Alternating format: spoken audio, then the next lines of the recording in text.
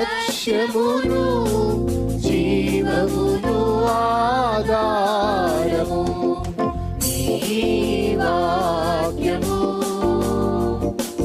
నా త్రోవకు.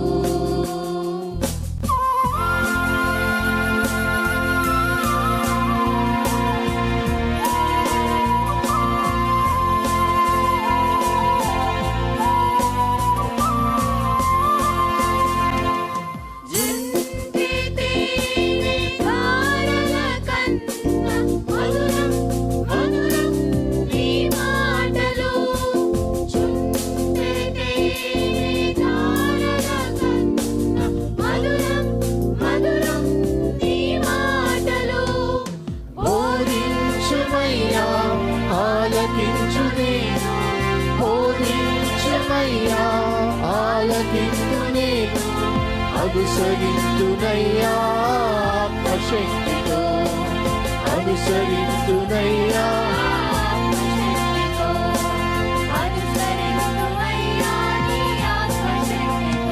ప్రియమైన సహోదరి సహోదరులకు ప్రభు నామమున శుభములు. దేవుని దయాసంకల్పం చొప్పున ఏర్పాటు చేయబడిన ప్రభుతో ప్రారంభం అనుదిన ధ్యాన కార్యక్రమం క్రీస్తునందల ప్రేమతో మిమ్మల్ని ఆహ్వానించుచున్నాను.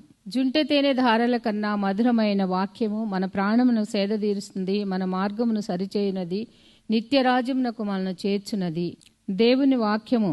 అటువంటి జీవార్థమైనటువంటి వాక్య ధ్యానం ద్వారా మన దినమును ప్రారంభించుట ఆశీర్వాదకరం. ప్రభుతో ప్రారంభం, తద్వారా ప్రతిక్షణము ఆయన మనతో, మన వెంట కాపరిగా, పోషకుడిగా ఉండాలని కోరుకుంటూ ప్రార్థనతో ప్రారంభిద్దాం. ఆయన ఆశీస్సులు ఆశీర్వాదములు సదా మనకు తోడైండునుగాక. పాపికాశ్రయుండవు నీవే యేసు నీవే, పాపికాశ్రయుండవు నీవే యేసు నీవే.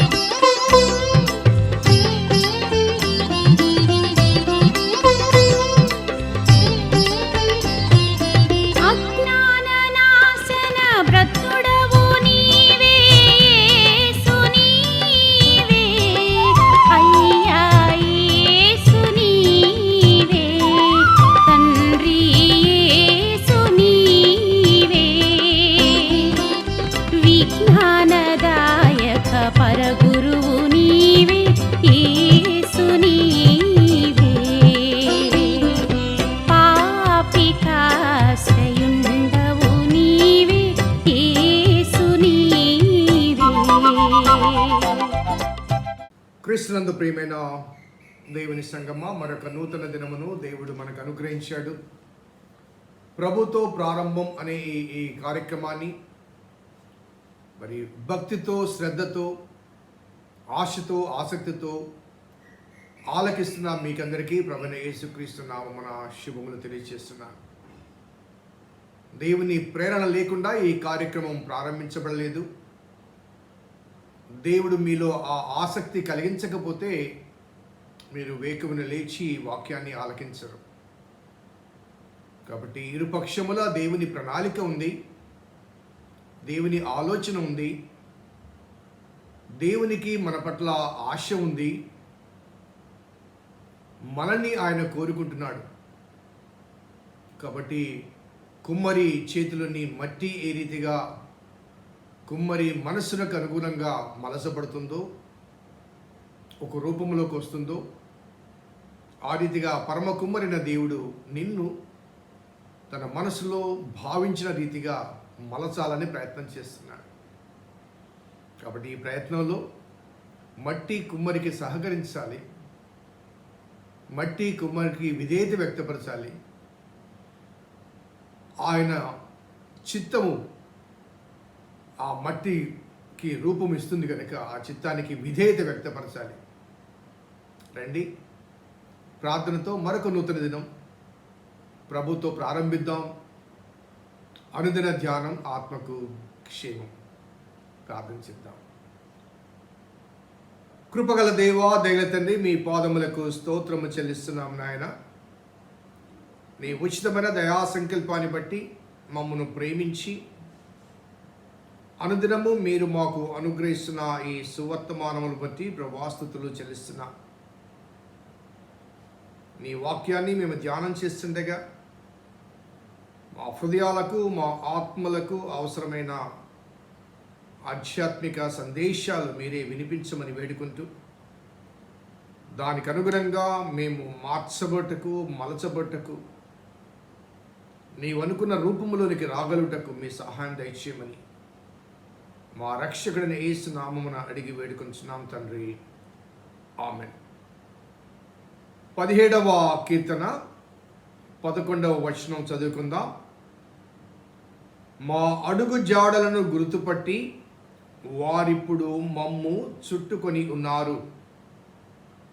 మమ్మను నేలను కూల్చుటకు గురి చూస్తున్నారు. 12వ వచనం కూడా చదువుదాం. మమ్మను నేలను కూర్చుటకు వారు గురి చూస్తున్నారు. వారు చీల్చుటకు ఆతురపడుచు సింహములను, సాటైన స్థలంలో పొంచు కొదమ సింహములను వారు ఉన్నారు. ఈ 11, 12 వచనాలు మరి దేవునికి తెలియచేస్తూ, విజ్ఞాపన చేస్తూ ఆ శత్రువుల యొక్క ఆ తీవ్రతను తెలియచేస్తున్నాడు. నిన్న దినం నేను జ్ఞాపకం చేశాను. మాయోను అరణ్యంలో, వాస్తవంగా జీపు అరణ్యంలో ఆయన దాక్కునుంటే జీఫీలు వెళ్ళారు. వెళ్ళి సౌలు సౌలు నువ్వు వెతుకుతున్నవాడు మా దగ్గరే ఉన్నాడు, మా కనబడ్డాడు అరణ్యంలో అంటే సౌలు అంటాడు, మీరు ఎవరినైనా పంపించండి, జాగ్రత్తగా గమనించండి, గుర్తుపట్టని ప్రయత్నం చేయండి, అసలు దావీదా కాదా చాలా స్పష్టంగా తెలుసుకుని నాకు ఒక వర్తమానం తెలియచేయండి. ఆ స్పష్టత కొరకు ఆ అడుగులు గుర్తుపట్టడానికి ఒక వ్యక్తిని పంపిస్తారు. వారు వెళ్ళి అది దావీదే అని కన్ఫర్మ్ చేసుకుని అది దావీదే అని ఎలా కన్ఫర్మ్ చేసుకున్నారు అంటే, ఆ కన్ఫర్మేషన్ కొరకు క్లోజ్గా వెళ్ళాలి, దగ్గరికి వెళ్ళాలి. ఆ అరణ్యములో చెట్ల మధ్య దూరం నుంచి చూసి గుర్తుపట్టడం కష్టం. కాబట్టి ఆ సౌలుకు వార్తను అందించువారు దావీదుకు సన్నిహితంగా వెళ్ళి వారు అతన్ని గుర్తుపట్టి ఆ వర్తమానము సౌలుకు తెలియచేశారు. ఇక్కడ ఒక వాస్తవాన్ని మనం జ్ఞాపకం చేసుకోవాలి. చాలాసార్లు మనకు శత్రువులు ఎక్కడో ఉండరు, మనకు సమీపంగానే ఉంటారు. కానీ మనం గుర్తుపట్టేసరికి ఆలస్యం అవుతుంటుంది, మనము జాగ్రత్త పడేసరికి ఆలస్యం అవుతుంది. ఏంటయ్యా ఇంత నమ్మకం ద్రోహం చేశావు కదా అంటే, ఆ ద్రోహం చేసిన వ్యక్తి చెప్పకనే చెప్తాడు, నమ్మితేనే కదా ద్రోహం చేయగలిగేది, నమ్మకపోతే ద్రోహం చేయలేం కదా, నమ్మితేనే కదా ద్రోహం చేయగలిగేది. సో సర్టన్ టైమ్స్ మనకు బాగా అనుకూలంగా ఉన్నారు అని భావించి కొన్ని పర్యాయాలు మనం మనసు విప్పి మాట్లాడతాం, మన బాధను వ్యక్తపరుస్తాం, మన బలహీనతలు వ్యక్తపరుస్తాం. ఆ వ్యక్తపరిచే క్రమంలో కొన్నిసార్లు మన కుటుంబం గురించి, మన కుటుంబీకుల గురించి, మనకున్న సమస్యలు చెప్తూ ఉంటాం. ఎందుకంటే ఆ వ్యక్తులు మనకు చాలా సన్నిహితంగా ఆప్యాయంగా కనబడతారు కాబట్టి కొన్నిసార్లు హృదయంలో ఉన్న వేదన ఎవరితో ఒకరికి పంచుకోవాలన్న భావన మనకు ఉంటుంది. అప్పుడు తేలిక పడుతుందన్న ఆలోచన నేపథ్యంలో we believe, we trust them and we share them. We trust them and share them.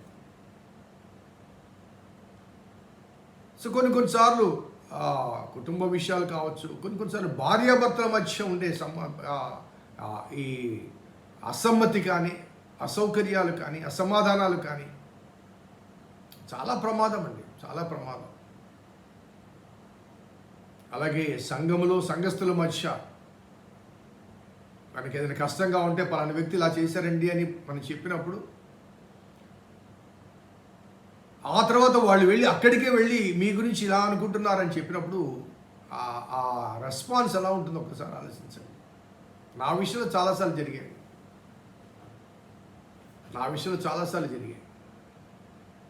ఎందుకంటే ఏది దాచుకొని నేను ఐ ఎక్స్ప్రెస్ ఎవ్రీథింగ్ అవుట్. ఏ సమస్య వచ్చినా ఇన్స్టాంట్గా అది దాచుకొని పగపెట్టుకొని పగ తెచ్చుకునే మనస్తత్వం నాది కాదు. ఆన్ ది స్పాట్ డిక్లేర్ చేయడం అనేది ఒక ఆలోచన నాకు. అది నా మనస్తత్వం కావచ్చు, లేకపోతే బలహీనత కావచ్చు. తద్వారా చాలామంది నాకు దూరంగానే ఉంటారు.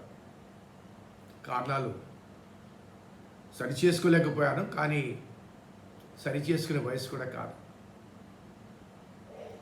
సో ఈ నేపథ్యంలో కొన్నిసార్లు జరుగుతున్న విషయాల గురించి ఎవరితో షేర్ చేయడం, వారు అక్కడికి వెళ్ళి ఆ కమ్యూనికేషన్ అవతల వ్యక్తికి అందించినప్పుడు ఆ అందించిన వ్యక్తి నా పట్ల ఎటువంటి విరోధ భావాన్ని కలిగి ఉంటారో ఒకసారి ఆలోచించండి.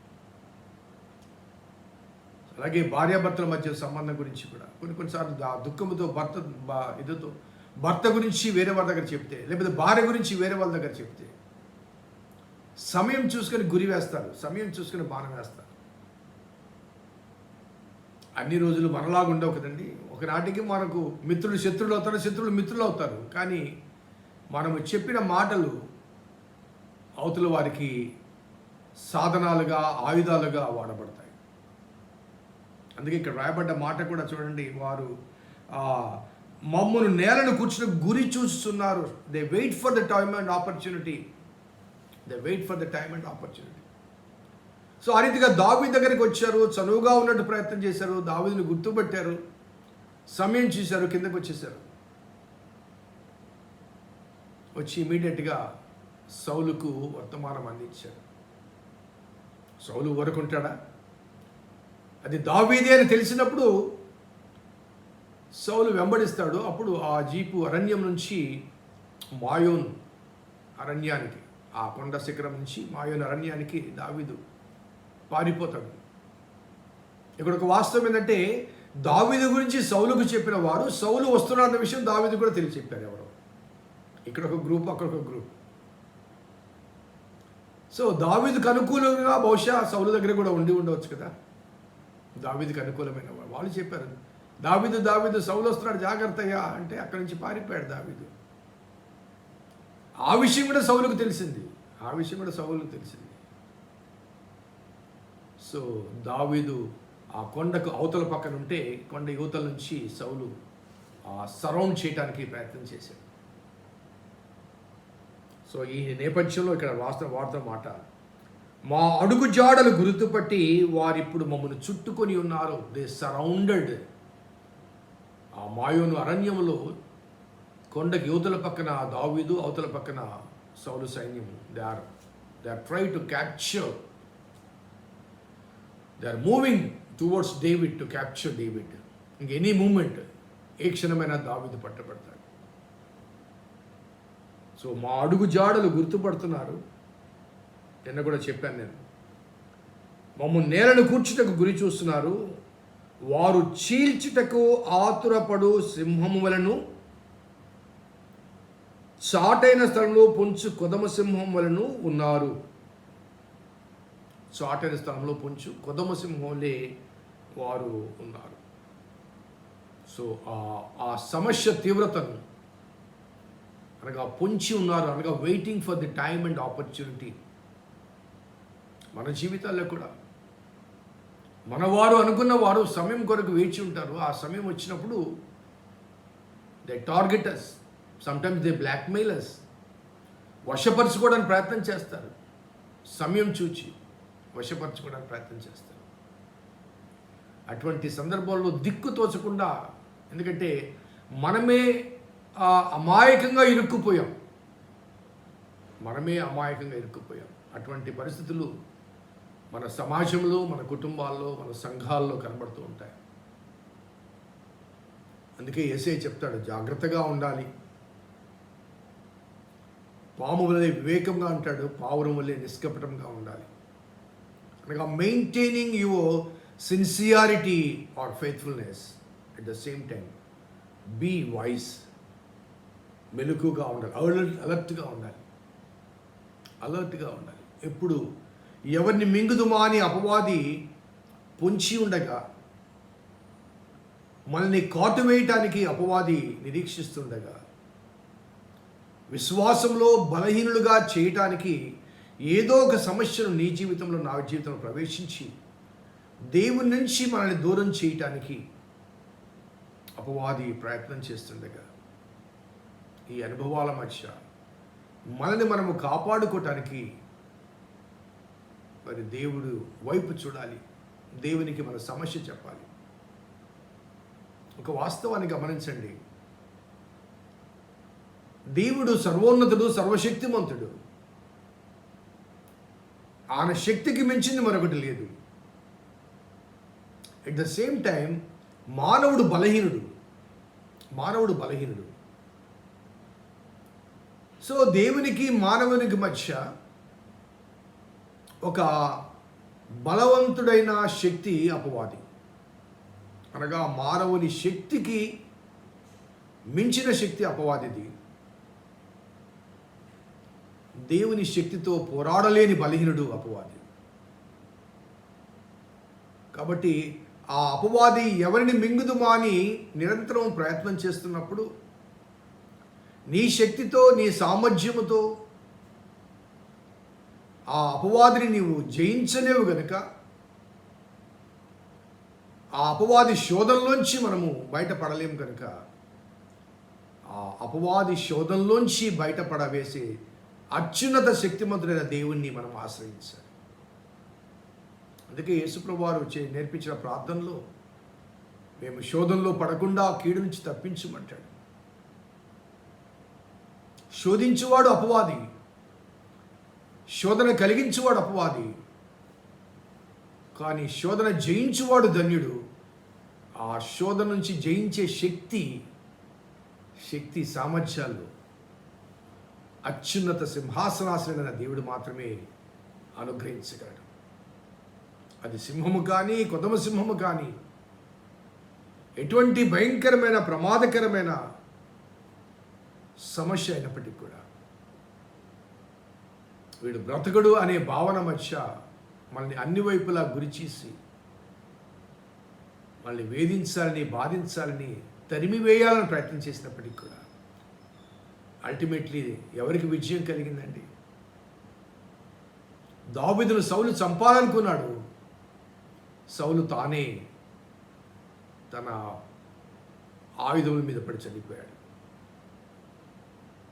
దావీదుకు విజయం కలిగింది. ఎందుకంటే దావీదు ఇక్కడ మాట్లాడుతున్న మాట, యెహోవా లెమ్ము, 13వ వచనం కూడా చూద్దాం. యెహోవా లెమ్ము, వానిని ఎదుర్కొని వానిని పడగొట్టుము, దుష్టుని చేతిలో నుంచి నీ ఖడ్గము చేత నన్ను రక్షించుము. దుష్టుని చేతిలో నుంచి నీ ఖడ్గం చేత రక్షించుము. యెహోవా లెమ్ము, వానిని ఎదుర్కొని వాని పడగొట్టుము. సో నేను కాదు ప్రభువా, నీవు రావాలి, నీవు ఎదుర్కోవాలి, నీవు పడగొట్టాలి. ఎందుకంటే నీకే సాధ్యం, నేను నిస్సహాయాన్ని. దావీదు గొలియాతును చంపడానికి గల కారణం ఏంటండి? ఎలా చంపగలిగాడు? బాలుడు కదా. సో దావీదు భావం లేదంటే జీవము గల దేవుని సైన్యమును తిరస్కరించుటకు. మేమెవరమండి? జీవము గల దేవుని సైన్యాన్ని, ఈ సున్నతి లేని ఫిలిస్తీయుడు అంతటి వాడు. సో మా వెనక ఉన్నది ఎవరంటే జీవము గల దేవుడు. అది దావీదు ధైర్యం. యుద్ధము యెహోవాదే అంటాడు. సో ఈ goes to the war. not with the weak. The most powerful person on the earth in those days, ఆ రోజుల్లో అంతటి బలాఢ్యుడైన వ్యక్తిని జయించగలిగాడు. కారణం ఏంటంటే తన శక్తి చేత కాదు, తన బలము చేత కాదు, తన సామర్థ్యం చేత కాదు. అందుకే యెహోవా లెమ్ము, వాణ్ణి ఎదుర్కొని వాణ్ణి పడగొట్టుము. Come and fight with my enemy which is ultimately impossible to me. నాకు అసాధ్యమైంది సాధ్యపరిచే దేవా, నీవు నాకు తోడుగా ఉన్నావు. లే, ఆ దుష్టుల చేతిలోంచి, దుర్మార్గుల చేతిలోంచి, నరహంతకుల చేతిలోంచి, నన్ను సంహరింపచూచిన వారి చేతిలోంచి నన్ను రక్షించు. సో మన సర్కమ్స్టాన్సెస్లో sometimes we may be caught out of innocent, sometimes we may be caught out of ignorance, sometimes we may be caught out of conspiracy. కానీ నాలో ఉన్నవాడు నాకన్నా బలవంతుడు, ఈ లోకాన్ని జయించగల శక్తిని అనుగ్రహించే దేవుడు నీలో నాలో ఉన్నాడు. Invite God into you and let him face my challenges, our challenges in the world. ప్రార్థన చేద్దాం. కృపగల దేవా, దయల తండ్రి, మీ పాదములకు స్తోత్రము చెల్లిస్తున్నాను నాయన. నీ ఉచితమైన దయా సంకల్పాన్ని బట్టి మమ్మల్ని ప్రేమించి ప్రోత్సహిస్తూ అనుగ్రహిస్తున్న అనుదిన ధ్యానములు బట్టి ప్రభాస్తుతులు చెల్లిస్తున్నాను. నీ లేఖనాలు మేము ధ్యానం చేస్తుండగా మా ఆత్మల కాపరి నీవు కనుక అవసరమైన వాక్యాన్ని మీరు అందిస్తూ మా ధైర్యాన్ని పెంపొందింపచేస్తూ మాకు మీరు ఉన్నారు అన్న ఆ ఎరుకని మీరు అనుగ్రహించారు. ప్రభాస్తుతులు చెల్లిస్తూ ఆ ధైర్యముతో మమ్మల్ని శోధించే వేధించే శక్తుల నుంచి మేము నీ చేత కాపాడబట్టకు మీ సహాయం దయచేయమని మా రక్షకుడైన యేసు నామమున అడిగి వేడుకొంచున్నాం తండ్రి. ఆమేన్. తండ్రి, కుమార, పరిశుద్ధాత్మ త్రియేక దేవుని దీవెన ఈ వాక్యం విన్న బిడ్డలకు, వాక్యాభిలాషులకు సదా తోడైనను గాక. ఆమేన్. God bless you. దేవుడు దీవించును గాక.